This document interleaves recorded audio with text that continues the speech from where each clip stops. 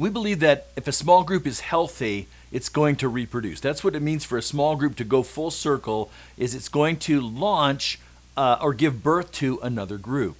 But small groups don't reproduce just by themselves. It doesn't just happen out of the blue, but it takes intentional preparation to help small group members to be prepared emotionally, mentally, spiritually to launch a new group. So here's some ideas on how to help prepare your group to reproduce. Number one is, as the leader, you need to set the tone early and often.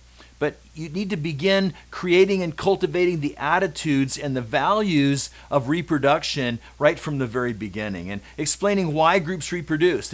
Because that's the way that we make disciples who make disciples.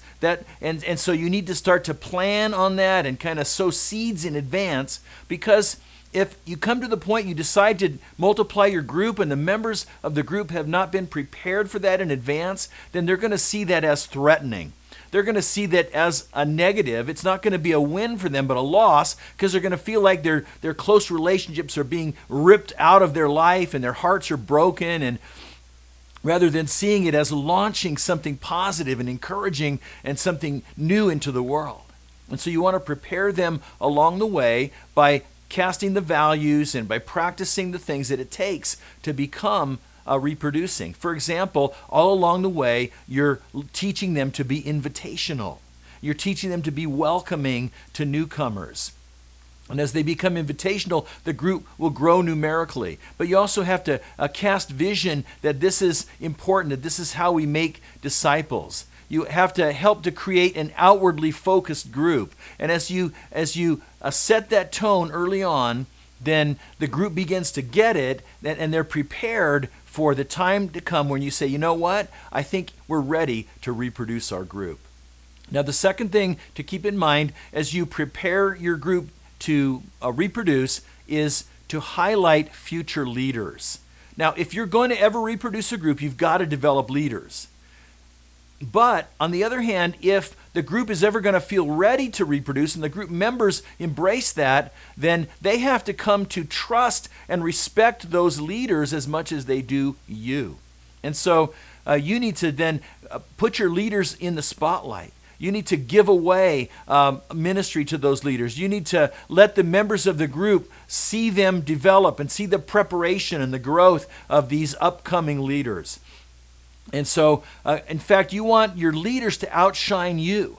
And as they do, then it'll become easier for the members of the group to transfer their trust and their loyalty to these new leaders. After all, if you're going to reproduce a group, then half the members of your group, more or less, are going to have to embrace another leader besides you. And so you really want to highlight these future leaders and elevate them in their respect and the loyalty that they receive from the members of your group.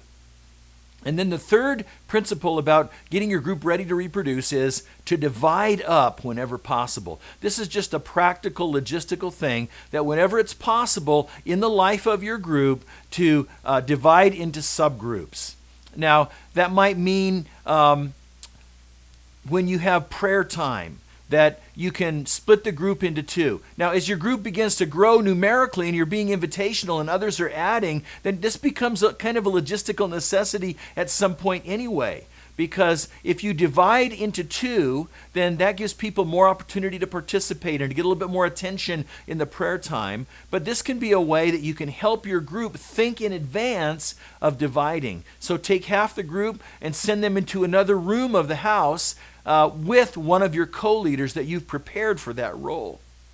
And that helps the members of the group begin to see that other leader and to let them lead, and some new associations and relationships begin to get formed.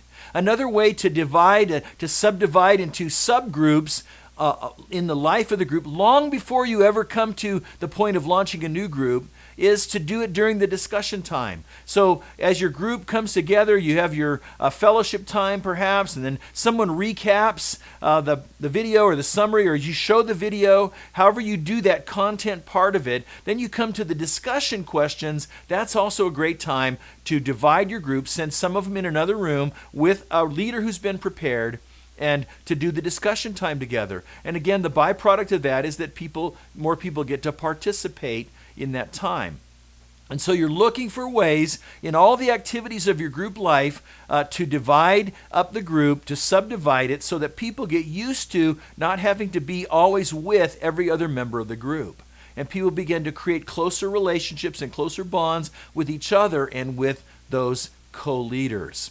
And so, if you try to launch a new group without preparing the members of your group in advance, they're going to resist that. And they may never be willing to ever try to reproduce again because it was a negative experience for them. But as you cast vision throughout the life of your group over time, leading up to the point where you actually start to make concrete plans, as you cast the vision and you help them remember what the discipleship purpose of the group is and why we're reproducing, and you celebrate it together, then it can be an exciting and faith-promoting, a motivating experience to give birth. You feel like you have a lasting legacy in your group in the life of another group. That can be a wonderful time, and your group members are going to want to do it again and again.